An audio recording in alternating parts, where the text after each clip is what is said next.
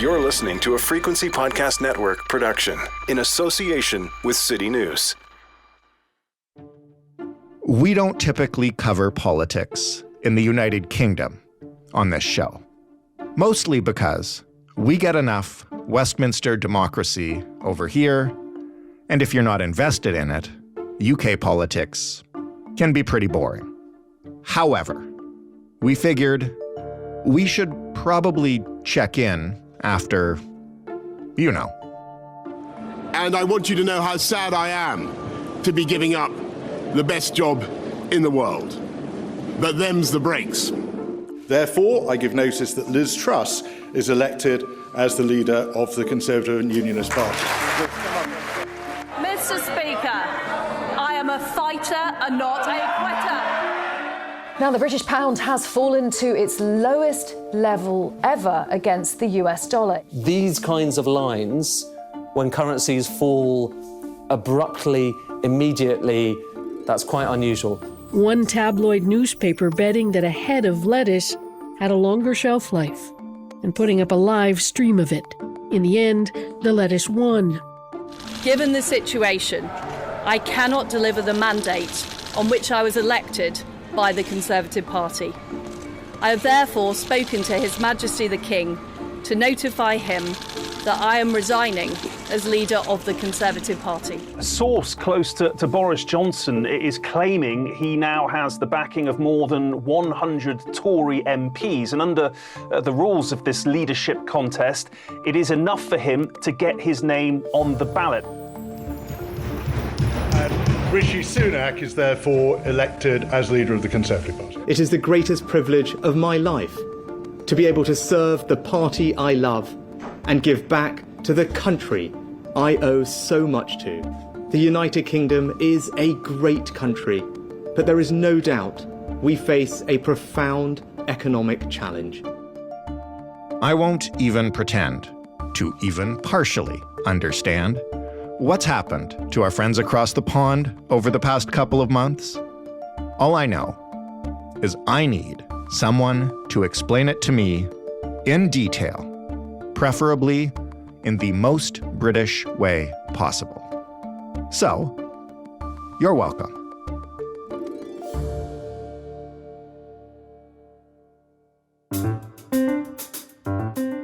I'm Jordan Heath Rawlings. This is The Big Story. Professor Matthew Flinders is a professor of politics at the University of Sheffield. He's also the founding director of the Sir Bernard Crick Centre for the Public Understanding of Politics. Hello, Professor Flinders. Thanks for joining us. Very happy to be here. Why don't we start first? I gather the United Kingdom is about to have a new prime minister. I guess I should say another new prime minister. Who is he and how did he win? Very interesting. You're quite correct. We don't quite have a new prime minister yet. We have Rishi Sunak, who's been elected leader of the Conservative Party. Tomorrow, Rishi Sunak will go and shake hands with the new king, and that will be the moment that he, as long as King Charles agrees, becomes our next prime minister. It happened in the most curious way that you might say could only happen in the muddle of British politics. In the summer, we had an 8-week election process for a new leader of the Conservative Party. This time we did it in 3 days, including a weekend. It's amazing how much desperation can speed up the process. And to some extent, you're right. I mean, the Conservative Party had reached and are still in, to some extent, desperate measures. They needed to avoid a leadership contest. And that's what's really interesting. Democracy was to some extent forgotten. Transparency was forgotten. Behind the scenes, in the dark and shrouded corridors of the Palace of Westminster and the little snugs, lots of conversations happened to ensure that the leadership race was a one-horse race. And that's what happened today, that there was only one leader went forward. Penny Mordaunt pushed it as far as she could, but nobody in the Conservative Party wanted it to go to the broader party faithful, because in a sense that was risky. Right. And we're going to talk about how the prime minister, or I should say the prime minister in waiting, I guess, will have to deal with that once he takes the job. But first, It's been a long, long road to get here, and there'll probably be dozens of books written about the past couple of months in United Kingdom politics. So maybe I'll just try to get you to run us through it. Take me back to when Boris Johnson was ousted and Liz Truss became Prime Minister. How did that happen? And why her? The really interesting thing is that Boris Johnson was never really a core and accepted member of the Conservative Parliamentary Party. Now, that sounds ridiculous. He was a Conservative MP. He was the Prime Minister. But Boris Johnson was always an outsider. That's why in his resignation speech, he had a very clear dig at what he called the herd. The herd had moved and left him behind. Boris Johnson was always angry that he felt he was never accepted and never respected. And of course, the reason why the herd never really respected him was because he was too high risk. He took too many chances and he was caught out too many times. And in a sense, Boris Johnson's time as Prime Minister was a death through 1,000 lashes as more and more problems slowly hollowed out the confidence of those around him in cabinet and the broader Conservative Party to support him anymore. And in the end, he was pushed. And of course, Rishi Sunak resigned because he said he could no longer trust Boris Johnson. Right. And that triggered a leadership campaign that ended up in Rishi Sunak and Liz Truss just 7 weeks ago going head to head to be the next leader. Why and how did Liz Truss beat Rishi Sunak at that point? Now that is the million-dollar question. And that, in many ways, is where we get into, dare I say, the problem of democracy. Both of our main parties now have a similar and fairly recent new system for selecting leaders of their parties. That is, once the parliamentary party decides on a shortlist of two, then those two people are offered to the broad paying ticket-holding members of the party in the population. Now, you might say, well, that's all well and good, and that's democracy in action. But you have to remember, members of political parties, particularly in recent years, which have been dominated by political polarization, party members tend to be more extreme than the normal, moderate, centre-based British public. Right. What happened with the leadership contest was very simple. Liz Truss explicitly played a game of making herself attractive to the wider Conservative Party membership, who are overwhelmingly old, white, and to the right of the party. She dressed up in a way that was obviously copying Margaret Thatcher. The way she stood, her voice changed, and she developed a lot of what we call red meat strategies, red meat policies that were clearly designed to be more attractive to those on the right of the political spectrum. Rishi Sunak refused to play the game. He wasn't going to play that game. He sold himself as an experienced, sensible, competent, credible politician who had governed through the crisis.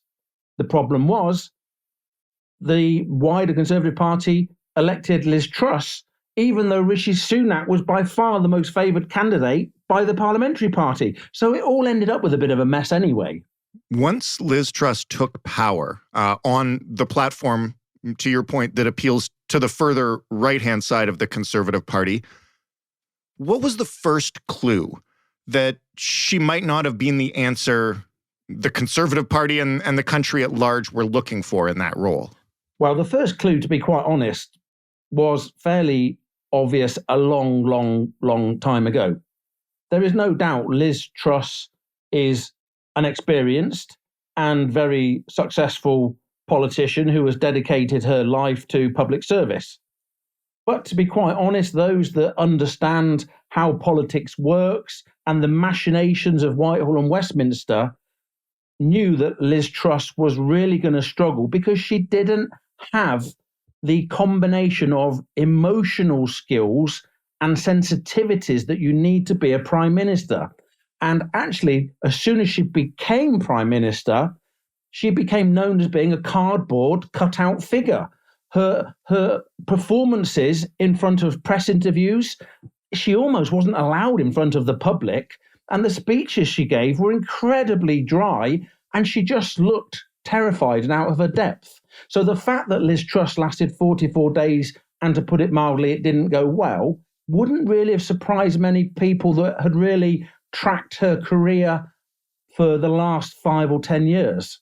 I'm not going to get you to give us a dissertation on the United Kingdom economy and all its nuances, but for those of us over here in Canada, can you explain exactly how Truss just somehow managed to crash the economy in less than 44 days? It seems like she became prime minister, she met the king, we looked up and the pound was at an all-time low versus the dollar. What happened? To be successful in politics, to some extent, you need to be hard-headed. You need to be self-confident. You need to know where you want to get to, and you want to get there. And to some extent, one of the great problems of the British political system is it centralizes power massively. So what you had here was a new prime minister with a new chancellor of the exchequer who were able to make fundamental policy shifts about economic policy without even telling other members of the cabinet. How does that happen? I don't understand. Well, because basically they just sorted it out in a room between the two of them that they believed in neoliberal trickle-down economics, cut taxes, benefits would ripple down and everybody would benefit, the economy would relight. I mean, basic stuff that even if you believe in the economic model, my first-year university students would say, even if you believe in that, anybody with any political antennae would know you need to do a lot of work to frame and create the context within which that sort of policy is going to fly. And of course, it didn't fly. It crash dived. It was shocking. But what's really interesting here is how, in many ways, Liz Truss and Kwasi Kwarteng were able to just make such a fundamental shift for British society on their own without telling anybody and without listening to any experts at all. And I think that is one weakness that might become a sort of a learning lesson from the whole insight. And of course, you know, Kwasi Kwarteng did row backwards and pledged to work with the Office for Budget Responsibility. But by that point, it was just too late. Well, that was going to be my next question is, did nobody around Truss and those close to her realize that this kind of shift in policy was, at the very least, regardless of what happened to the economy, going to seem like horrific to the vast majority of working British people and Tory voters, right? Like it, again, looking from the outside, it just seems like so avoidable, such an own goal. It's a 101 error. And to be quite honest, I'm spending a lot of time talking to the public, doing external events, and people are asking me, come on, there must be a more complex explanation for this. But there isn't. What would you not want to do as a new prime minister in the middle of a cost of living crisis? You wouldn't want to make your first major policy lifting and removing the barrier on bankers' bonuses. And yet that's what she did. And the reason she did it is because the very centralised system, she could ignore those around her. She didn't have to tell the cabinet. She just went in with Kwarteng and made the decision. And of course, you know, he went within days, she went within weeks. It was a catastrophe. What exactly happened to the economy in the wake of that? You know, like I said, we know it kind of crashed, but what was going on there and what kind of political pressure did it put on Truss and the Conservative Party? What was going on was very interesting because actually, in many ways, the major economic reforms that were not major economic reforms, were not even the budget, were defined as a mini budget. They sent shockwaves across the markets because they indicated that the senior team, the two great officers of state, the Prime Minister and Chancellor of the Exchequer, simply did not understand the notion of market confidence. Because if they did, they would never have made this sudden announcement without pre-warning and floating the policy with the markets. What was really interesting, though, is, of course, the Conservative Party has historically been, it's argued, the party of government based on its reputation for one thing and one thing only: economic competence. you can trust the Conservative Party with your money. And whether that's true or not, we could produce 1,000 dissertations. Yeah. But it is part of the folklore of British politics, which the Conservative Party has constantly used against the Labour Party when portraying them as incompetent. What that one mini budget did was, in seconds, shredded the Conservative Party's reputation for economic competence.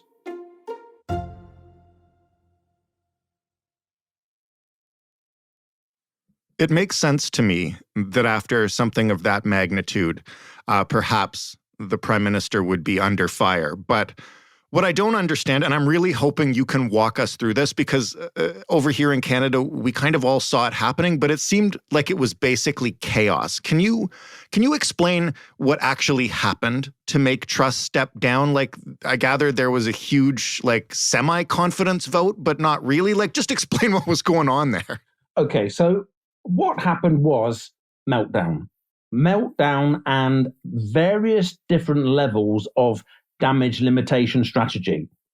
One thing that went wrong completely was when the markets nosedived and the price of borrowing suddenly increased. Again, Liz Truss made a mistake. She tried to say that it was nothing to do with the mini budget.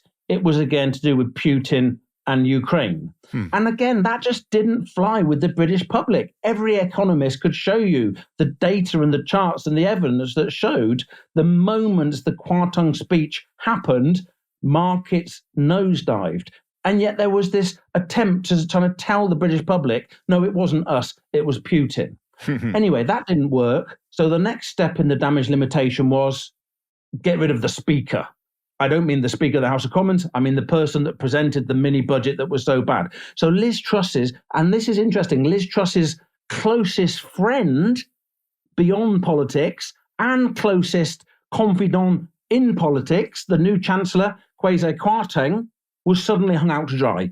He was basically used as the blame magnet in order to try and restore some confidence of governing credibility. That created a bit of space for Liz Truss, but it wasn't enough. So the next stage was, if nobody trusts the Prime Minister, who can we bring in who is seen as competent, experienced, trustworthy, and who might be able to steady the ship? So Jeremy Hunt was brought in. Jeremy Hunt, and this is where it does start to get like a satire, Jeremy Hunt was in holiday in Belgium.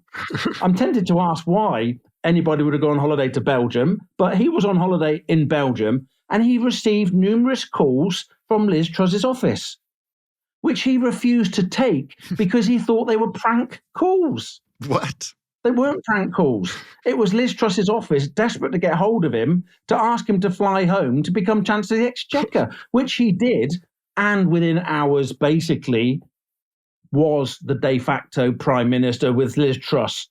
This is almost cathartic for me as a professor. I feel like I'm sort of, getting it out of my system. Then it got to the situation where the opposition put down emergency questions on the floor of the House of Commons, which meant the Prime Minister had to go and answer for this chaos. Okay. She sent Penny Mordaunt, who was then the leader of the House of Commons, on her behalf to tell the chamber that the Prime Minister was too busy to take emergency questions. At which point, and this is where we will never forget this moment in British politics, the leader of the House of Commons actually tried to reassure the chamber that the Prime Minister was not, in fact, hiding under her desk. Now, this really then flowed into the final stage, which was the Conservative Party are very good, actually, at removing leaders when it's clear that the time is up. There was a parliamentary vote on fracking. They decided to use this as almost a confidence vote, and they said that any Conservative MP who didn't support the government would be cast out of the party. In the middle of the vote, they decided it wasn't really a vote of confidence because they were worried they were going to lose it, and absolute chaos erupted on the floor of the House and in the lobbies, where nobody knew what was going on, what they were doing, or why it mattered. The chief whip stormed off screaming that they no longer gave a word beginning in F 4 letters rhymed with duck. And we had hours where nobody actually knew if the chief whip was even still in post or not. That was the end. The next morning, the chairman of the 1922 committee arrived at number 10 to basically tell Liz Truss, your time is up. We can either force you to leave or you can decide to resign with a modicum of dignity. And she took the latter option.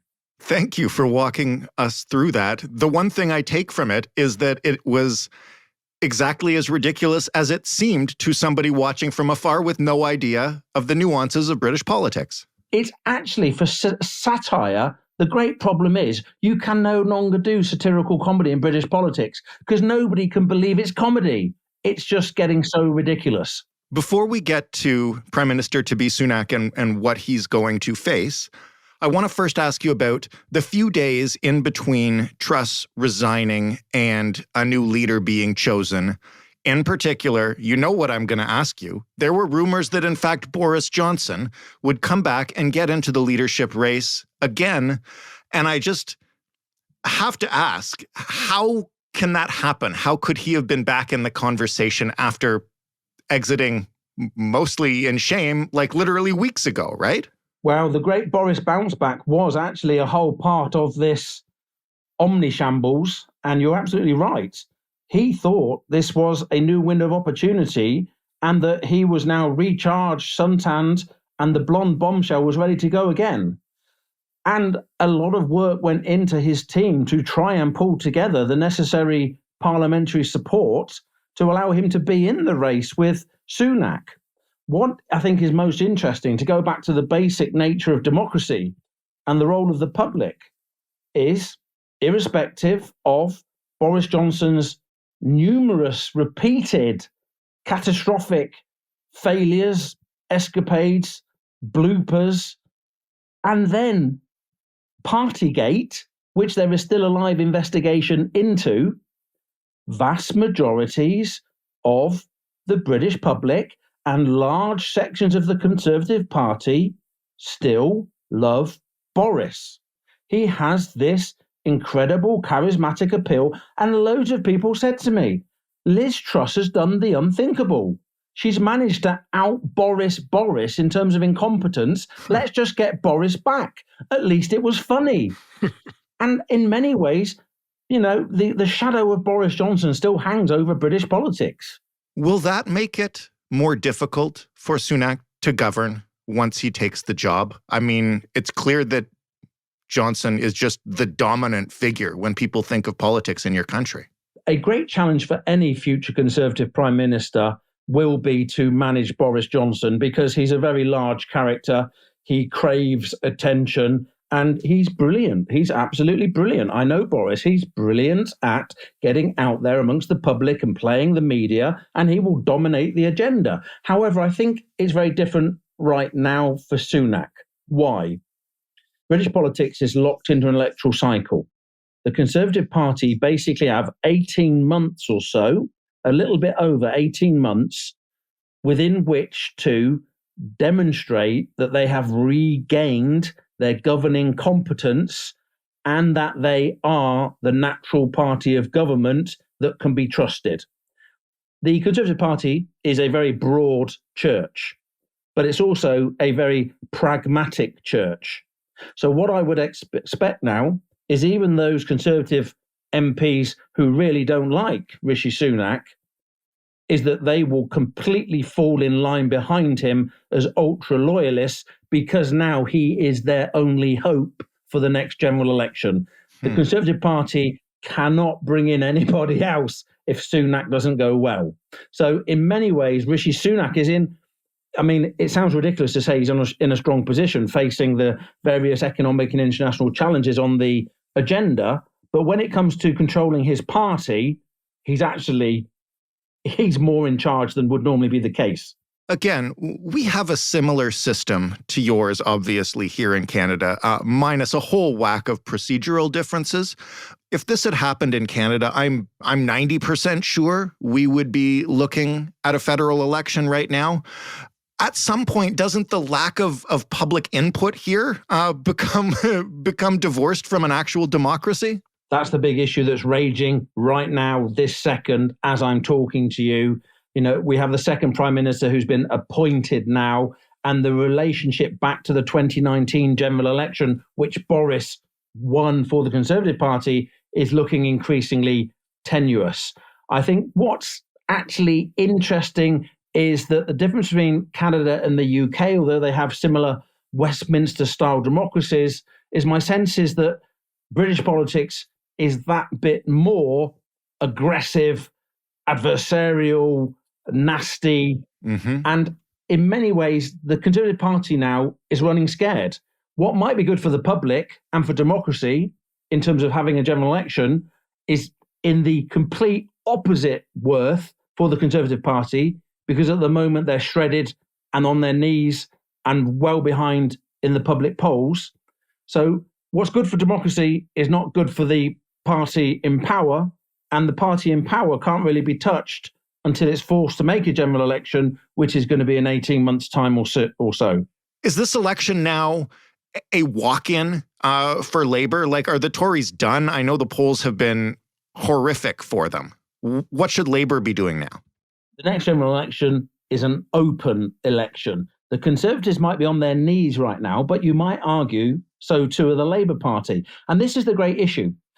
All the issues around Boris Johnson, now Liz Truss, now Sunak, the domination of a debate about Conservative incompetence, the Labour Party have obviously made great strides in promoting that narrative, that story. Soon, people are going to say, OK, then, Labour Party, what are your policies? What's your vision? What are you going to do about the cost of living crisis?